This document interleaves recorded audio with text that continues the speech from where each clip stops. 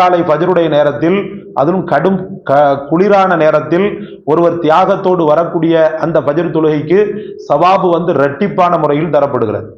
அதே போல லொஹருடைய வக்து கடுமையான வெயிலுடைய காலம். இந்த வெயிலுடைய காலத்துல லொஹருடைய ஃபர்லை நான் நிறைவேற்ற போறேன்னு சொல்லி ஒருத்தர் வெயில்ல வர்றாருன்னு சொன்னா அதற்குண்டான சவாபு தனி. இதெல்லாம் அடிப்படையாக அல்லாஹ்வினால் நமக்கு வரையறுத்து சொல்லப்பட்ட ஃபர்லுகள். அதை தவிர்த்துட்டு எக்ஸட்ரா நம்ம செய்யக்கூடிய அந்த அமல்கள்ல ஒரு அளவீடு இருக்கிறது.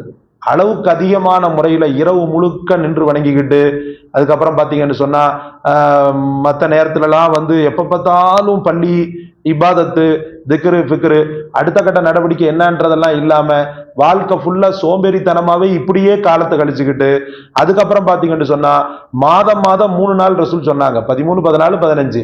அது அழகான நாட்கள். அப்படி இல்லையா உனக்கு ரொம்ப நோன்பு பிரியப்படக்கூடியவங்களா இருக்கிறீங்கன்னு சொன்னா